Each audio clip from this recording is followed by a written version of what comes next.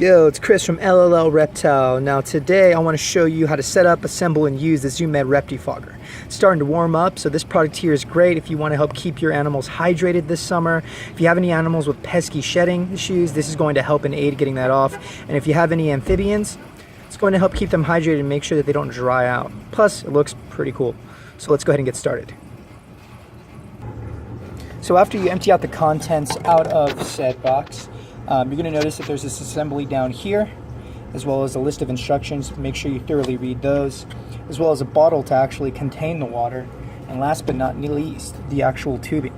Now I like this stuff because it's actually bendable, stretchable, you can expand it a little bit, so there's a few possibilities with this. So when assembling it, you want to check this guy out. This confuses a lot of people right off the bat. So take this little component here. This is actually going to be assembled right to the other part of this bottle here. So you're going to fill that with water. This then goes like so. Tubing is simple as kind of just letting it go in here. Like I said, there's a lot of give here. There's a lot of different possibilities because it is so flexible and it can expand. You want to make sure that you fill it up to the minimum. There should be a little wafer in there that floats. If you don't put enough water in there, it may not turn on. So make sure you put more than enough water than what you're going to need. Now for the best results, I would highly recommend using RO, distilled water, just because it's going to help prolong the life. Plus you don't get a lot of those calcium stains, and depending on the species, it may be the way to go anyways, especially with those amphibians. So I'm going to go ahead and show you what it looks like fully operated and how we use it here at the San Diego LLLReptile.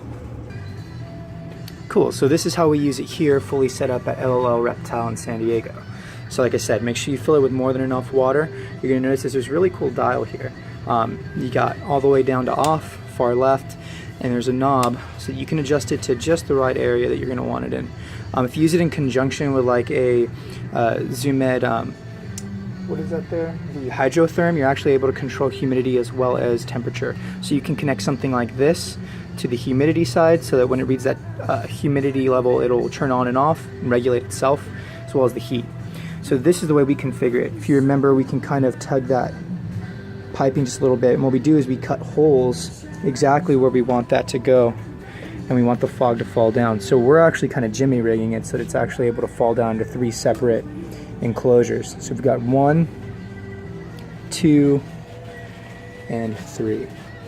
So it's a pretty cool little nifty way to use the ReptiFogger to keep your animals from drying out, making sure they're hydrated. Like I said, for times of shedding, it's going to aid with that. And it just looks really cool overall. So if you want to make sure these are available and you want to get your own, go ahead and go on to LLLReptile.com. Come on in if you have any questions on how to assemble it.